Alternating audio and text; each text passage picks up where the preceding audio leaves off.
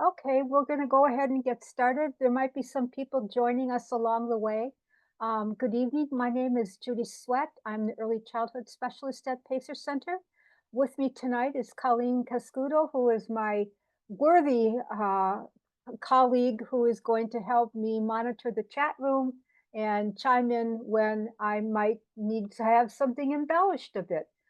So thanks so much, Colleen, for you being here. And thanks to all of you being with us tonight as we talk about the transitioning from early childhood special education to kindergarten. First of all, as you all know, we have to do a little commercial for Pacer Center. Pacer is what's called a Parent Training and Information Center. We are or PTI, we are that for the state of Minnesota. So we serve the entire state. We serve ages birth all the way through 26. Even though kids with special needs, they actually go off of IEPs the year in which they turn 22. But we continue to serve through those college years. We believe in the philosophy of parents training parents. And so a lot of our advocates are either parents or siblings of children or adult children with disabilities. One of our popular programs we have at Pacer Center is our Simon Technology Center, which gives you the opportunity to come in and trial some assistive technology. We have the software lending library, which allows you to borrow both equipment and software packages so that you don't have to go out and buy them. When you're trialing something, it gives you a sense of what's going to work and what isn't going to work um, for um, for your child. So that's a great asset for us to have for you. Um, then we also have our Count Me in Puppets, which have scripts for children with various disabilities. And they can go into the grade schools and do great workshops on the acceptance of children with disabilities with the positive intent of reducing the amount of bullying that children with disabilities receive. Um, Please call Pacer with any questions that you have. Um, I we uh, we take calls through the day, but we also have a message center, so you can call anytime. I know sometimes parents of kids with disabilities, their free time is 10 or 11 o'clock at night. And so you can call Pacer when you're thinking about it and you will get a call back. Usually we try to do it within 48 hours. Um, so that's a little bit about Pacer. This is our location. Again, our email address for our website and our general phone number. That is my email address. Colleen, I'm sorry I didn't put your email address in here. But with it being early childhood, I think most of the questions afterward would be directed to me anyway. We are here to help you navigate this process and in early childhood and in the future. That's why we have wonderful advocates like Colleen who follow up with you once your children get out of early childhood and move into elementary school. Then we've got a whole host of advocates that are there to continue helping you along your journey.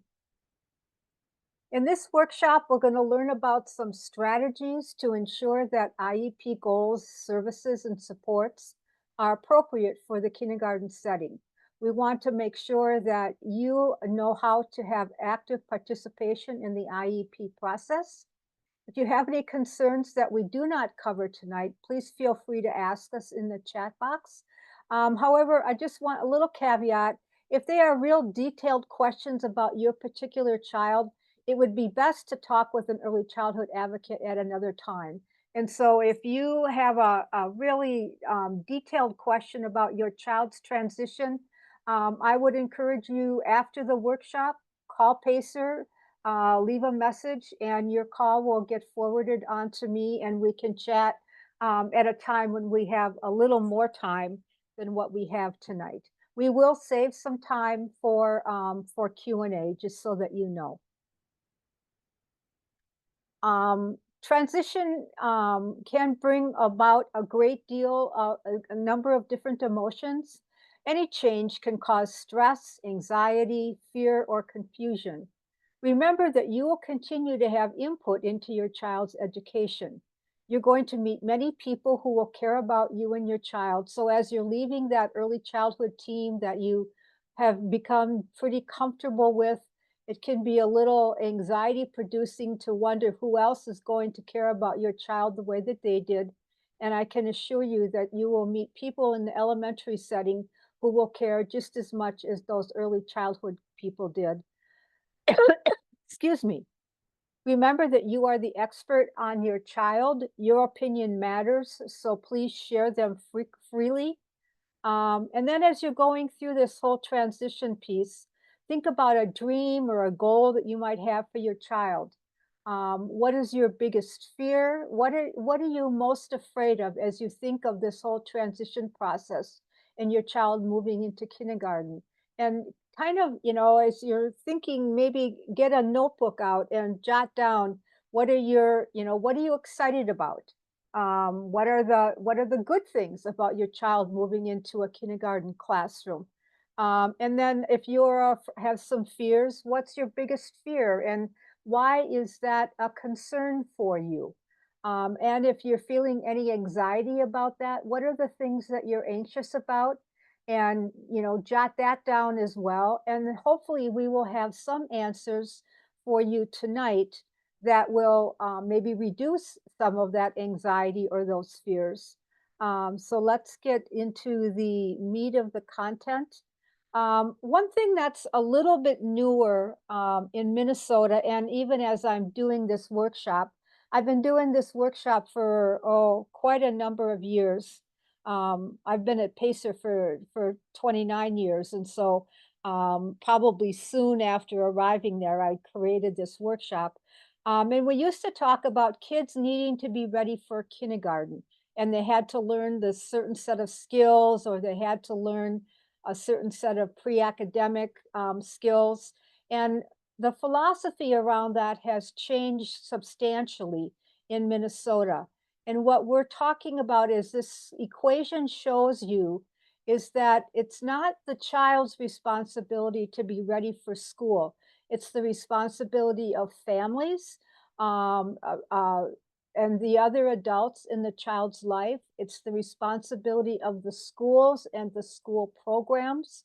It's the responsibility of communities to create programs that help children successfully grow and develop. And then it's the responsibility of the state to have supports and systems in place that will equal a successful learner. And so it is the responsibility of the adults around the child, the school, the family, the community, who are going to help your child be successful in kindergarten so that the philosophy of your child having to be ready for kindergarten no longer applies. The way that a child is ready for kindergarten is if it's based on age, not ability. And it's important to know. So basically, school kindergarten readiness is your child going to be 5 on September 1st of the year in which they would enter kindergarten. If that is the case, then they will enter kindergarten in that year. If they're going to be 5 after September 1st, then they would have another year of kindergarten. I'm sorry, another year of preschool. Kindergarten is a place to grow and develop new skills. When children enter kindergarten, there's a wide range of disabilities, or I'm sorry, of abilities and disabilities in those kindergarten classrooms. There are going to be children who have been in preschool since the age of 3, some probably in some form of childcare and preschool since they were little ones, if they have parents that need to work. And then all the way up through that preschool experience. But then there will be some kids who have never entered the door of a school before getting to kindergarten. And so if you're, saying to yourself, well, boy, my child doesn't really know his numbers and letters, that's okay because that's part of the kindergarten curriculum. And so your child will learn that in kindergarten. And if they need supports in learning those particular academics, then that's what the IEP is for. And children can receive special services to help them learn writing, math, reading, those kinds of things. So it's not, don't feel like you somehow failed your child if your child doesn't know everything that you think a kindergartner should know. And the same goes for social emotional development. I know I talk to a lot of families who feel like, well, my child's just not quite there yet. They're not 100% sure on how to make friends, or they don't have a lot of friends, or maybe they are still at the point where they would prefer just to play beside peers and not along with peers. And that's okay because they can have goals about those things on their IEPs, goals and objectives. And then they can learn those skills in kindergarten. And sometimes being around typically developing peers in a kindergarten classroom, our kids with disabilities can observe and learn from those children. And so there's some real positives about being in a classroom with kids who may be just a bit ahead of them in some areas. The other thing to recognize too is if you think about it, preschool is maybe 2.5 hours a day. I know some kids are at school for the whole day because they have wraparound childcare, but usually the academic portion of preschool is just about 2.5 hours. And it might be 3 days a week, 4 days a week. When you get into a kindergarten setting, it's a whole day and it's 5 days a week. And so that almost, well, more than doubles the time that a child will be spending in school and giving them all that extra time in which to learn the skills that might be struggling with.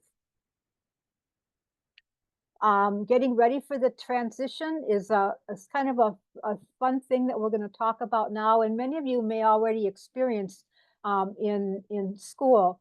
It's an opportunity to talk with the current teacher regarding your child's strengths and needs in various situations. What does your child's teacher tell you at conferences? I think maybe spring conferences have happened or maybe just coming up. So what is your teacher telling you about your child's skills and areas of need? Talk with your child about what they like and don't like about preschool. Review progress reports and notes from the teacher. Your IEP should tell you how often you should receive progress reports. And for every child, I would say it's at least twice a year. For some students, it might be more often than not, depending upon how often they have preschool conferences, and other kids are being reported on for their scores. The reason I say talk with your child about what they don't like about preschool, because oftentimes a child will not like something in preschool, or if he or she doesn't have the skills to be successful in that task. And so finding out what the child doesn't like or what is difficult for them in preschool might give you some ideas about things that possibly should be being addressed through that IEP. When you talk about transition planning, think in terms of how to use your child's strengths to support his or her needs. If your child is struggling with pre-literacy, making sure that they have books on things that they enjoy. What are their interests? Because if a child is interested in a book that they're reading, they're going to pay more attention to it, which is going to give you more opportunities to talk about letters and colors, maybe numbers. It just depends on what the book is all about. Use your child's interest to keep them engaged in learning for a longer period of time.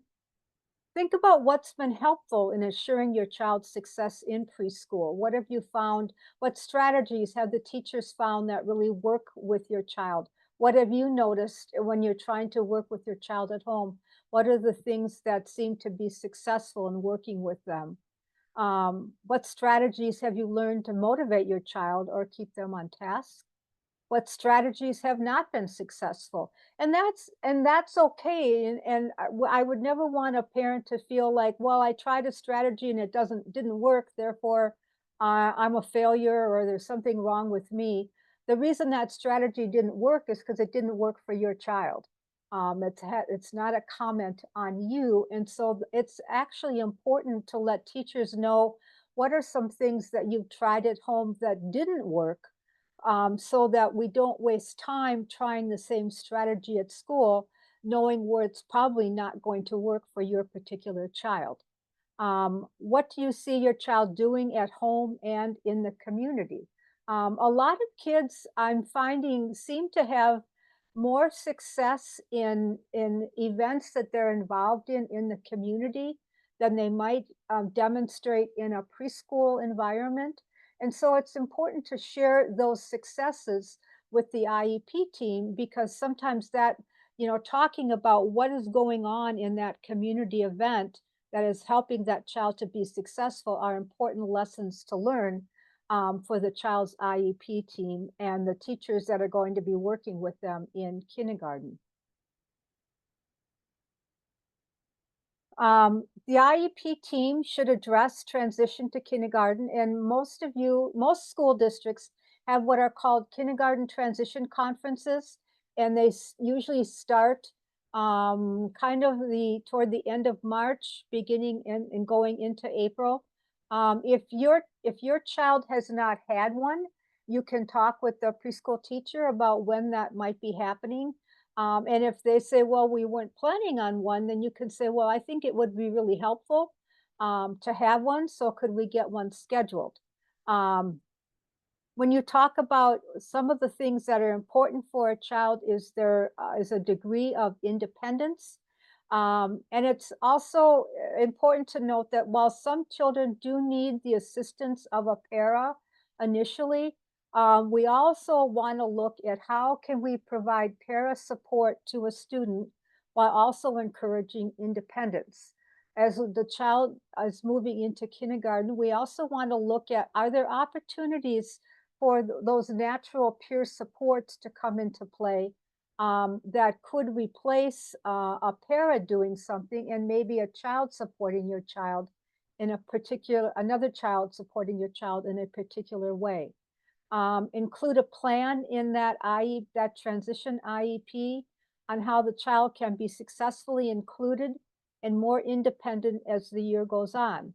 How can the child truly participate in the age-appropriate setting rather than simply being in the classroom?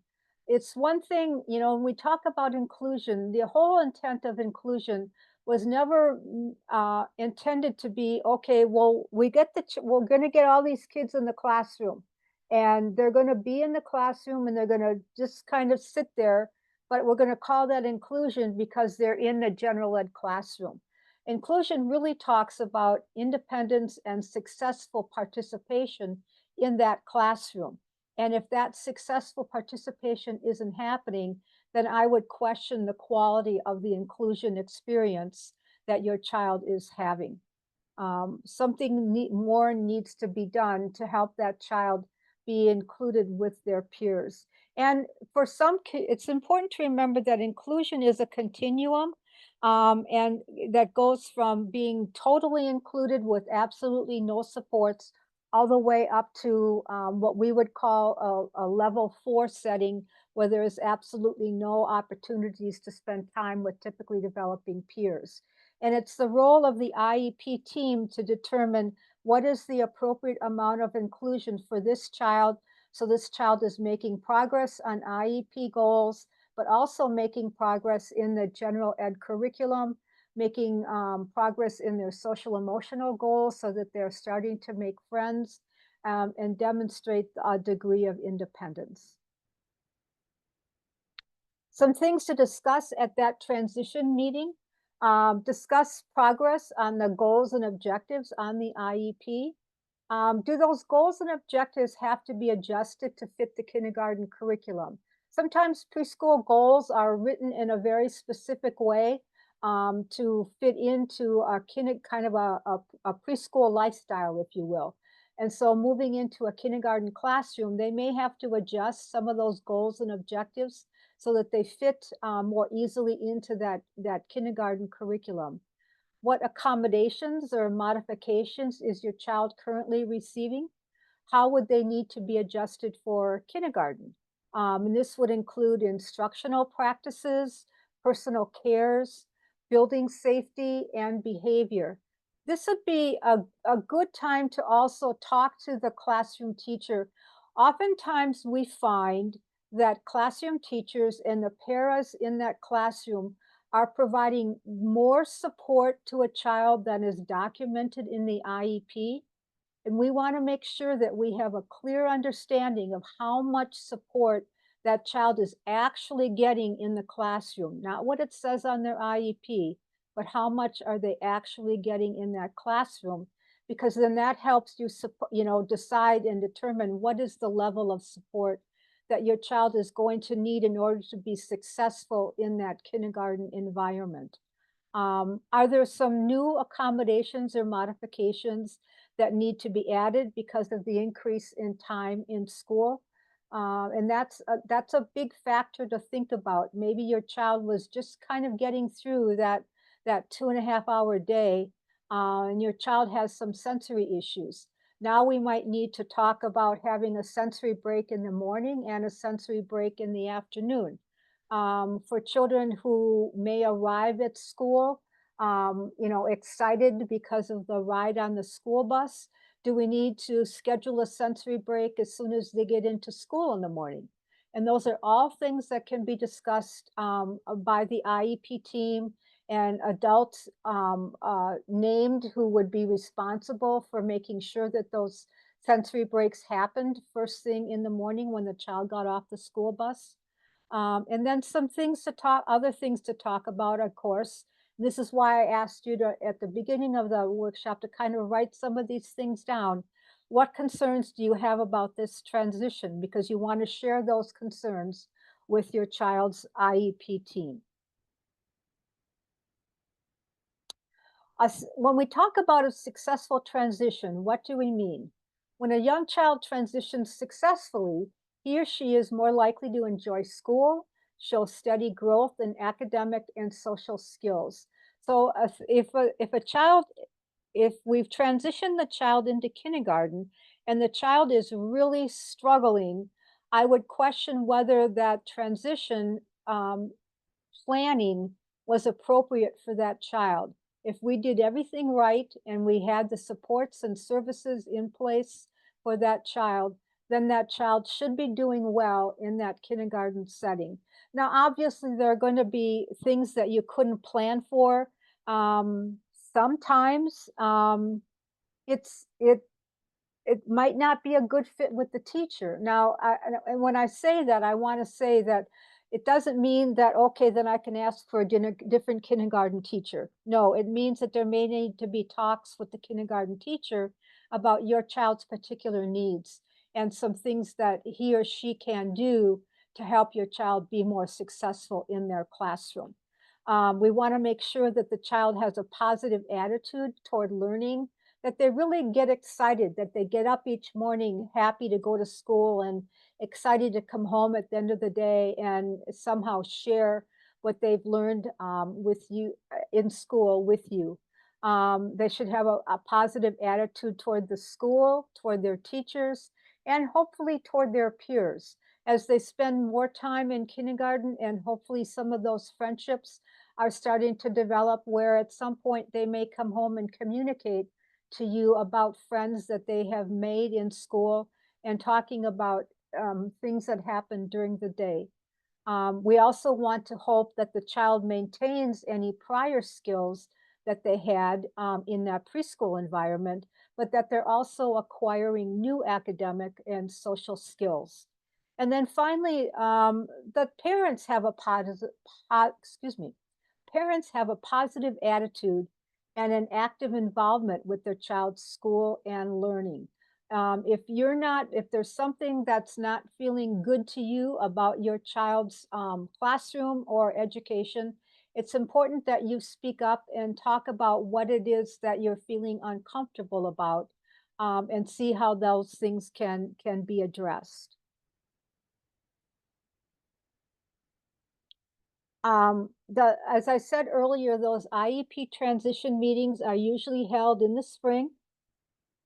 Um, and that's in the last year of ECSE, so that year prior to when your child would be going into kindergarten on September 1st or whatever the first day of school is. Um, we want to talk about the strengths, needs, and areas of concern for your child. Placement options should follow the requirement for least restrictive environment and opportunities to spend time with typically developing peers. When we talk about least restrictive environment, the law says, and that when talk about the law, that's the Individuals with Disabilities Education Act. Sometimes my tongue moves faster than my mouth. And so it says that children should have access to, should be educated along with typical developing peers to the maximum extent appropriate.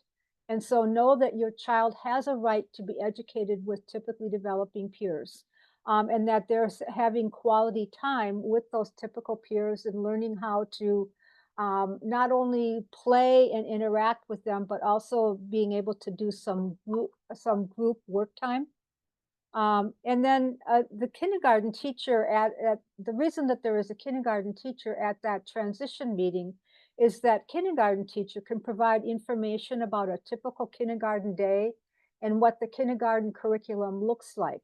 And that allows you, if you know, and hopefully that the transition meetings, when we used to go to meetings, the transition meetings that I was at, the kindergarten teacher actually brought a schedule written up, and that allows you as the parent to think in terms of, okay, I see that my child is going to have two heavy academic subjects to, you know, back to back. I'm not sure that my child is going to be able to sit that long and be successful. Maybe we need to talk about adding in a sensory break between those two academic portions of the day. You could also look at the schedule and say, okay, I see that there's math, there's a literacy, and then there's going to be specialists. And maybe before each one of those segments, the child needs a sensory break in order to be able to sit still long enough to learn and benefit from that academic portion of the day. And those are all the kinds of things that you can think about as you're getting ready for that transition meeting, and be prepared to talk about those things with your IEP team, and usually the kindergarten teacher. And I should also warn you that the kindergarten teacher who shows up at that meeting may not be your child's kindergarten teacher. Sometimes schools will just assign a kindergarten teacher to go to the transition meetings. And so they're bringing the content about kindergarten, but it may not be your child's kindergarten teacher. You will find out about that. Usually, I should say many school districts have what they call a meet and greet, where you can meet the teacher prior to school, figuring out, you know, where is the classroom, those kinds of things prior to the first day of school. So some things that you can talk about before the first day of school, preparing that snapshot to share with the classroom teacher. This Pacer actually has a handout that would help you to do that, but basically it's a brief synopsis of your child, their strengths, their needs. We used to say strengths and weaknesses because they're opposites, but really, I like to talk about needs as opposed to weaknesses. So, what are your child's strengths? What are your child's needs? A picture of your child. What are some strategies that are helpful? What are some strategies that you know don't work? And then have that to share with the kindergarten teacher. During the transition meeting, there should be a discussion about who's going to be responsible to make sure that any needed equipment is available in the new school setting.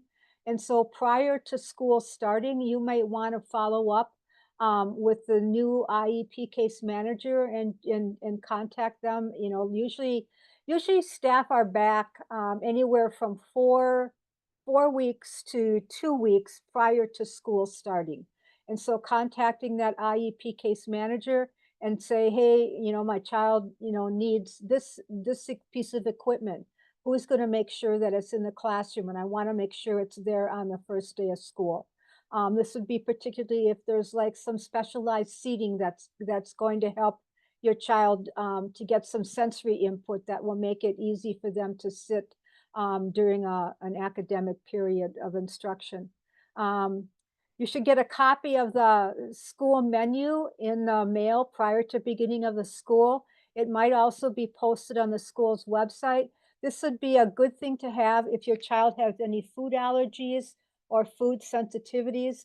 And if there's significant food allergies, like a peanut allergy or a latex allergy, then the school nurse should be involved in planning that IEP and have a plan for an emergency, what to do in an emergency in the event that your child would be exposed to peanuts or latex. I will tell you that almost every school district that I'm aware of has a latex-free and a peanut-free um, um, uh, program or policy. But sometimes things happen and we want to make sure who's got the EpiPen. Is there one available in the cafeteria? Is there one available in the gym? Is there one available in the classroom? Who's carrying those EpiPens and making sure that that's written up in a health plan for the child? Um, Also let the classroom teacher know about any allergies that your child might have.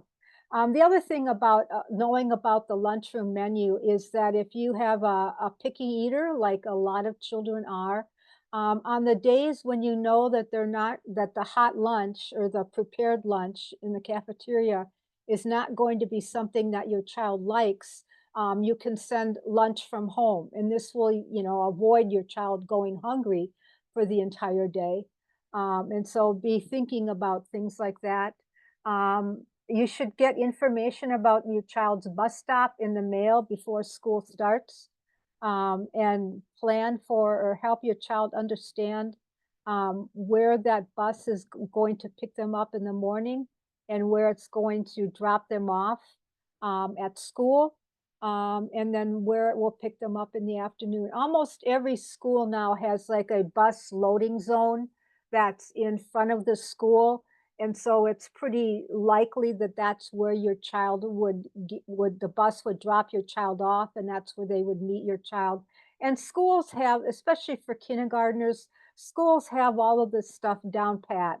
I know when my daughter was in school, she wore a bus number around her neck to make sure that she got on the right bus at the end of the day. And over time, kids learn to recognize, I should say some kids will learn to recognize their bus numbers. For kids where that's not a possibility, then the classroom teachers all have bus duty and they're all out there making sure that the children get on the right bus.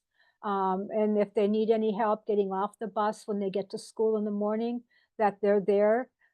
It's also important for those of you maybe whose children did not take the bus to preschool. It's important to know that somebody should be meeting that child when the bus drops them off, especially if you have something like curb to curb busing or something like that.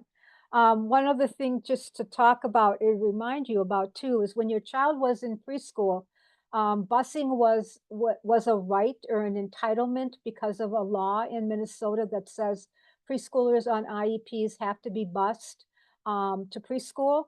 When they enter elementary school, however, that's going to have to be an IEP team decision. So at that transition meeting, that's another important thing to talk about. Can find out what is the school walking policy? Could your child, safely walk that distance? And if not, have a conversation with the IEP team about your concerns and why you believe your child could not walk that distance safely and why you may or may not need special transportation. But in kindergarten, special transportation will have to be documented on the IEP.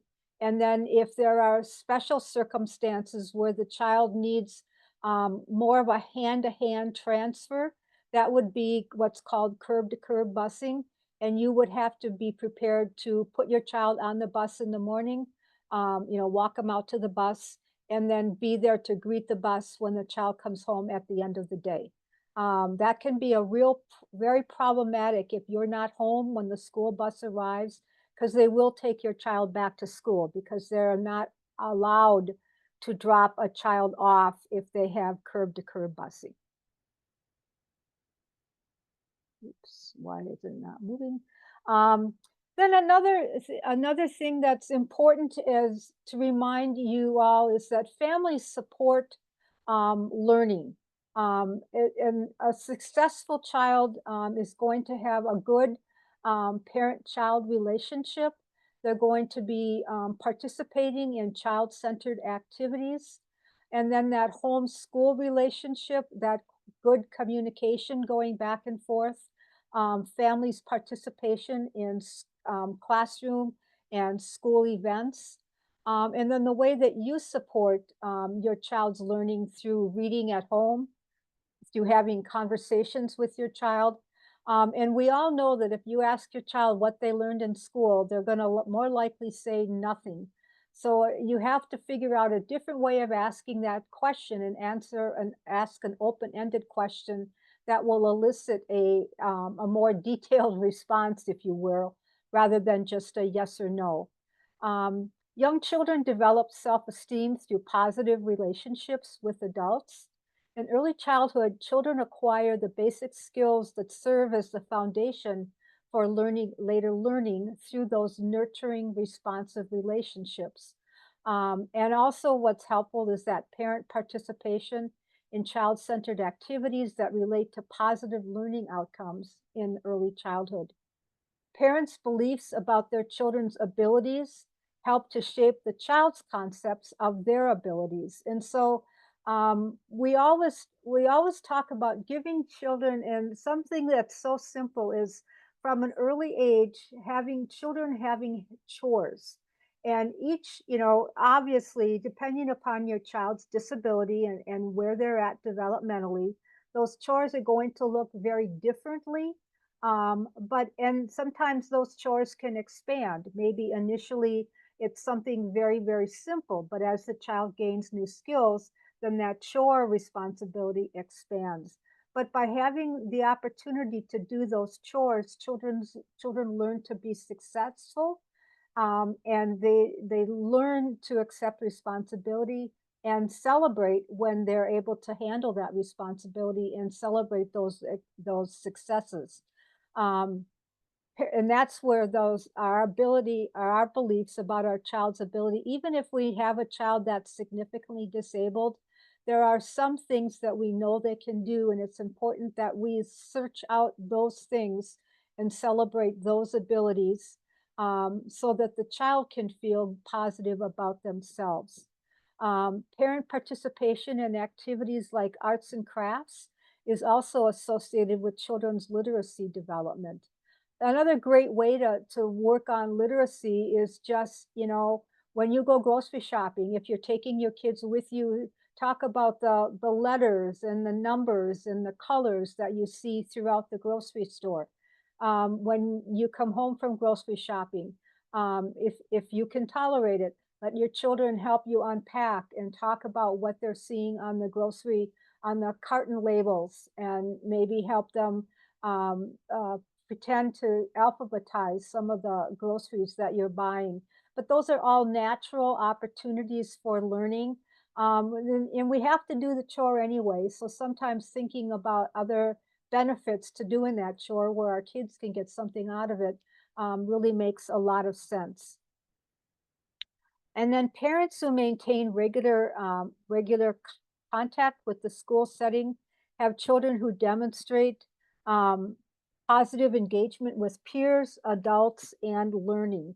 And obviously, in this day and age, with parents working multiple jobs, working different shifts, you may not be able to go to every school gathering, but try to demonstrate to our kids that we recognize the importance of schools.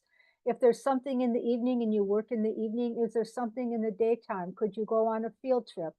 Could you be involved in a different way in the school? Sometimes schools allow for volunteers to come in and work in the classrooms. I know that was something that was always really important for one of my daughters. The other one, I volunteered in a different way, but there was no way she ever wanted me to show up in her classroom. But my younger daughter really loved having me come in, and it gave me the opportunity to learn the names of her peers and the people that she was interacting with. But even more importantly, it gave me the opportunity to learn about sort of the social makeup of the classroom, to hear kids talking about their families and what kinds of backgrounds they were coming from, which also allowed my daughter and I to have some conversations about empathy, and how, all kids didn't come from the two-parent home that she was growing up in, and that how lucky she had it, and it helped her to appreciate what she did have.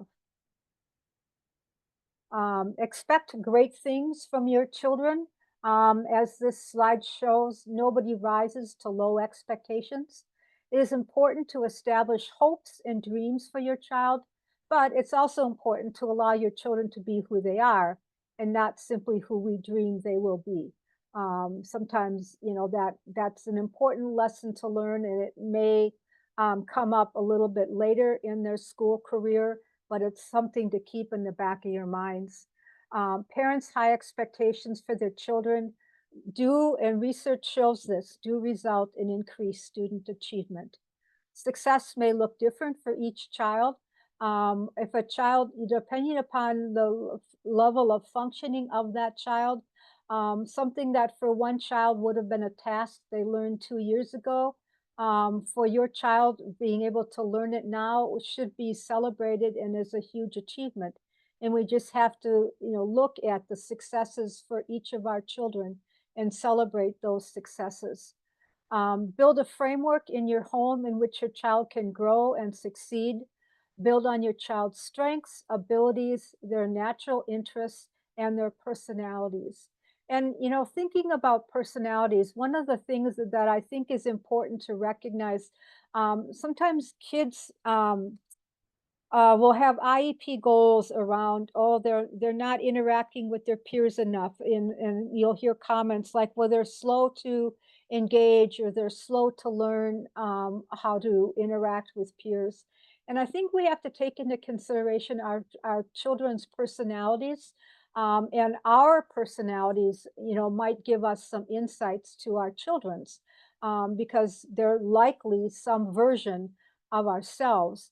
And some kids' personalities are just such that they like to be observers, and they might be a little bit more standoffish initially, and it takes them a little while to warm up.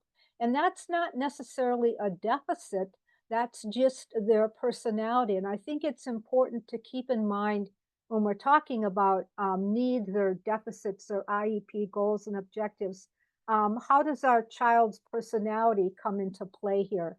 And making sure that we're not creating an intervention for something that is simply a child's personality trait. Again, here's our contact information, and my email address. So feel free to use that as you need to. And then I'm going to go back a little bit. I'm going to go back to this slide. And now is the time when we can have time for questions, anything that's in the chat. Colleen, you can help me with that. Questions that people have raised that I can answer. Sure. So I answered a couple along the way, but just to kind of recap, I think there was actually a couple that Oh, were that could be addressed for everyone. One of them is a PWN needed for a transition meeting? no. And then It's just like any other IEP meeting. Now, if there's a new IEP if the IEP gets revised based on a transition meeting, then that new proposed IEP would come home to you with a prior written notice. Another question that came in was, is a transition meeting in lieu of an annual IEP? No, they could coincide.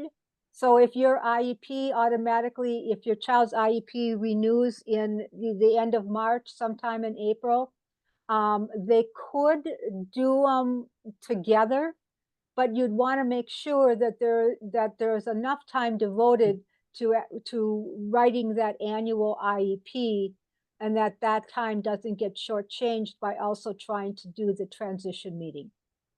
And if need be, we may need to, another meeting might need to be scheduled.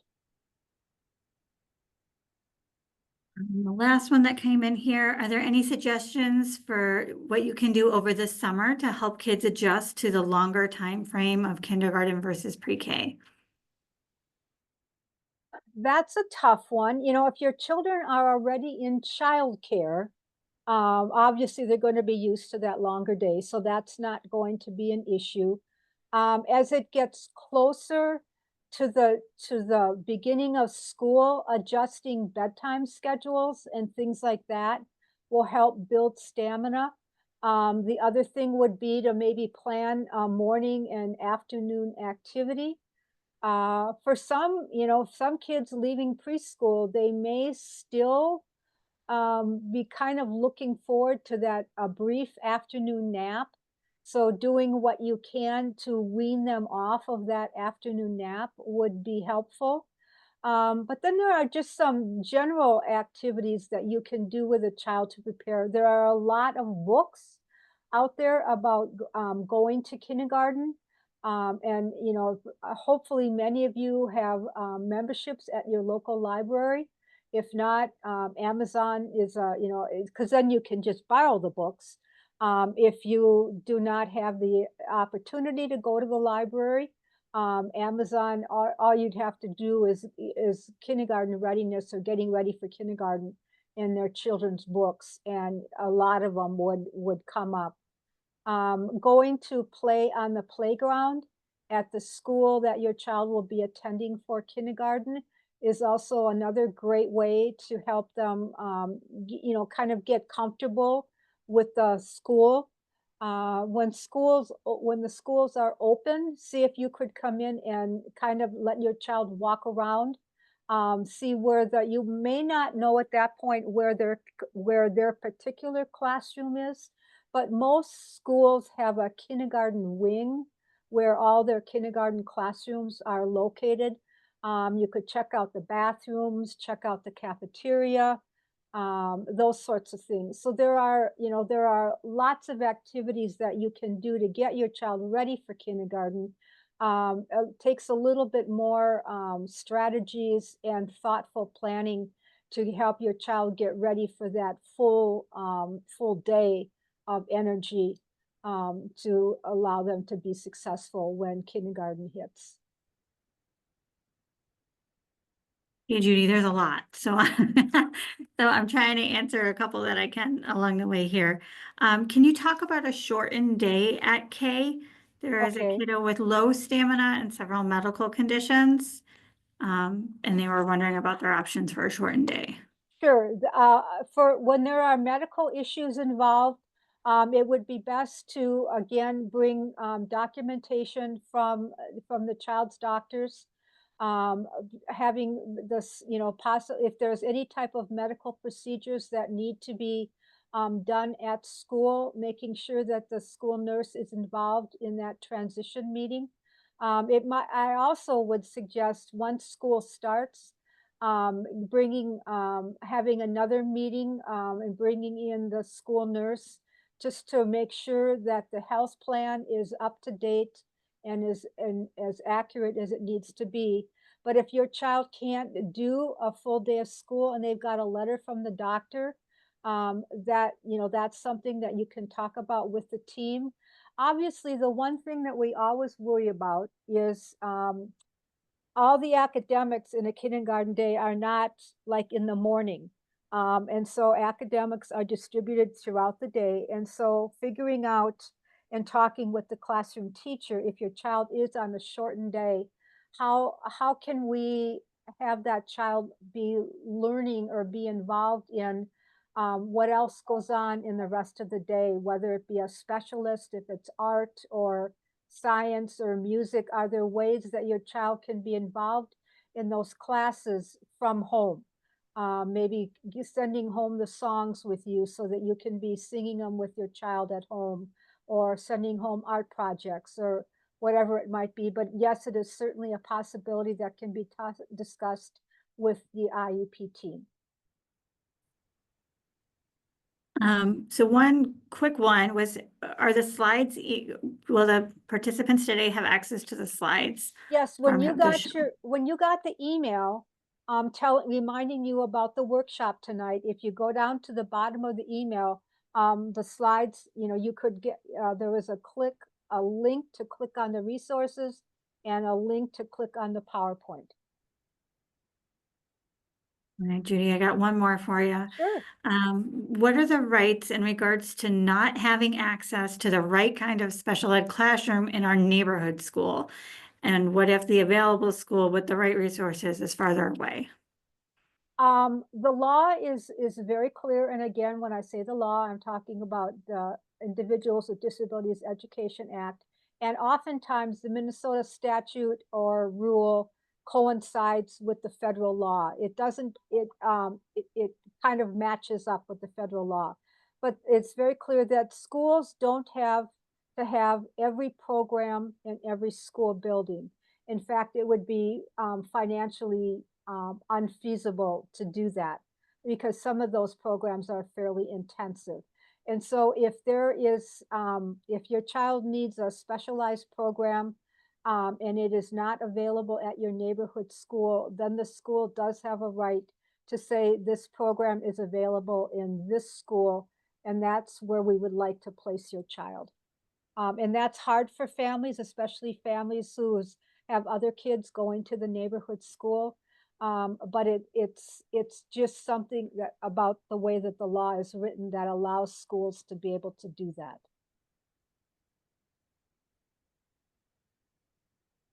Well, Judy, there are no more questions. You hit everything. Oh, well, good. And thank you for taking those questions and Yeah. responding to the ones that you did. Sometimes it makes things go faster. We've got about, we had scheduled an hour for this, so we've got a little bit extra time. If if any other questions have popped into your heads, and I'll give a little bit of waiting time there. If not, I'll go to the next slide. Um, and shortly after this, the workshop is over, you will get sent a link to do an online evaluation. At the bottom of that online evaluation, there will be a link for you to click on to get a certificate of attendance. And so don't close out, that survey until you click on the link to get the certificate. If something happens and you do it too quickly, contact us, and if I can verify, that you participated in the workshop, I can make sure that you get a copy of the certificate of attendance. And it should come out, because of the way I set it up, it should come out shortly after the workshop tonight. If not tonight, it'll come out tomorrow morning. So watch for that. And I will just say, we really depend on the evaluations that you complete. We're constantly revamping our workshops at Pacer to keep them new and fresh. Many of you might remember we used to do 2.5 hour workshops, and we got a lot of feedback from families that said that just no longer working and fitting into your lifestyles. And so if you've noticed, most of our workshops have now been cut down to an hour with time for Q&A. And so that tells you how valuable your evaluations are to us. And so please take the time. They're very short, so please just take the time to do that evaluation. Anybody have time to think of anything else that you have a question about or want to mention? Pauline, is there anything else that you would say from your experience? No, I think having lived through kindergarten transition meetings and then to middle school and now high school, I think, you know, it's important to go in prepared, and knowing those meetings tend to be on the shorter side. So, you know, usually about 30 minutes. So just, I love that snapshot. I think it's a really great tool to just say, here are some amazing tips and tricks and great things to know about my kiddo and things to avoid about my child. I think those are just really valuable tools to have. As a former teacher, what teacher wouldn't want that gift of information to have at their disposal? So it really is valuable. No, I think you just take the time during the summer to keep building up. Don't wait until August to talk about that transition. Start talking about it now. You know, get excited, tour the school, tour the playground. My middle son always likes to figure out which is the fastest swing on the playground. So, you know, to sample them out to kind of make that transition easier for them too. Okay, thanks, Colleen. I appreciate Yeah. your insights. And thanks to all of you. Thanks for all you do on behalf of your children. And thanks for taking the time to come to this PACER workshop. And I hope that you got something out of it that will prove valuable as you're going through your own transition meetings. So if we have no other questions, I think we will end the workshop for tonight. Have a great rest of the evening, and take care of yourselves. As caregivers, we need to take care of ourselves as well as taking care of our children. So take care of yourselves too, and find some special time just for yourselves. Thanks again. Good night. Okay.